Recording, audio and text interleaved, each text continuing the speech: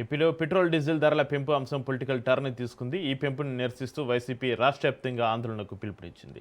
అన్ని నియోజకవర్గ కేంద్రాల్లో నిరసన కార్యక్రమాలు నిర్వహిస్తూ కలెక్టర్లు, ఆర్టీఓలు, తహసీల్దార్లకు వినతి పత్రాలు అందజేశారు. కాకినాడ, శ్రీకాకుళం, గుంటూరు, కృష్ణా, వైఎస్ఆర్, తిరుపతి, అనంతపురం, విశాఖ తదితర జిల్లాలో నేతలు, కార్యకర్తలు ర్యాలీలు, ధర్నాలు నిర్వహించారు.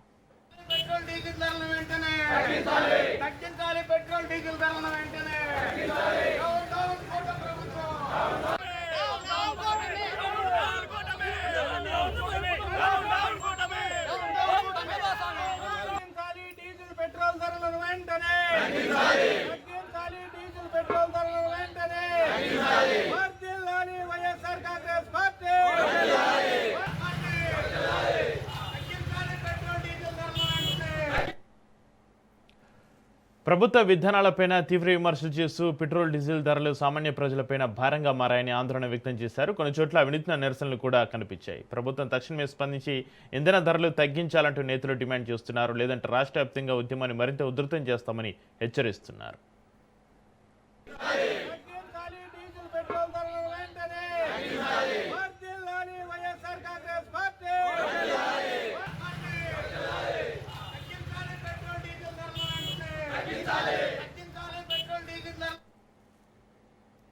పెట్రోల్ డీజిల్ ధరలు పెరగడంపై చిలుకలూరిపేటలో మాజీ మంత్రి విడుదల రాజు నిరసన చేపట్టారు. పెంచిన ధరలు తగ్గించాలని డిమాండ్ చేశారు.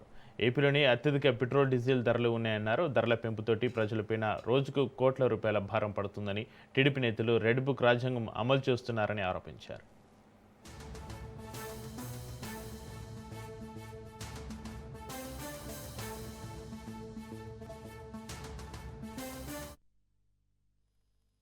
ఏ స్టేట్ అయినా తీసుకోండి, మన ఆంధ్రప్రదేశ్ తో మనం పోలిస్తే మిగతా అన్ని స్టేట్స్ లో కూడా చాలా తక్కువగా ఉంది రేటు. ఈ రోజున దాదాపు ఈవెన్ మనం ఢిల్లీతో పోలిస్తే 10 రూపీస్ ఎక్కువ ఆంధ్రప్రదేశ్ రాష్ట్రంలో ఈ రోజు పెట్రోల్ డీజిల్ ధరలు మనకు ఎక్కువగా ఉన్నాయి. అంటే 10 రూపీస్ వరకు కూడా ఎక్స్ట్రా ఉంది. మిగతా అన్ని రాష్ట్రాలతో పోలిస్తే 3 రూపాయలు, 5 రూపాయలు, 7 రూపాయలు ఇలా ఏదో ఒక రాష్ట్రంతో మనం కంపేర్ చేసినా కూడా ఆంధ్రప్రదేశ్ రాష్ట్రంలో విపరీతమైనటువంటి ధరలు. అందుకే నేను అంటున్నాను, ఆంధ్రప్రదేశ్ రాష్ట్రం పెట్రోల్ డీజిల్ ధరలు పెంచడంలో నంబర్ 1 స్థానానికి చంద్రబాబు నాయుడు గారి నాయకత్వంలో చేరిందని నేను అంటా ఉన్నాను. చంద్రబాబు నాయుడు గారు ఇచ్చినటువంటి వాళ్ళ సూపర్ 6 మేనిఫెస్టోలో మీరు చూసినట్టయితే పెట్రోల్ డీజిల్ ధరలు మేము తగ్గిస్తామని చెప్పి మాటలు చెప్పారు. మరి ఈ రోజు చూసినట్టయితే తగ్గించడం పక్కన పెడితే అన్నిటి మీద ధరలు పెంచి, మరీ ముఖ్యంగా ఇంధనం మీద ధరలు పెంచి ఈ రోజు పెట్రోల్ డీజిల్ ధరలు తారా స్థాయికి చేరి ఆకాశాన్ని అంటుకున్నాయి ఆంధ్రప్రదేశ్ రాష్ట్రంలో.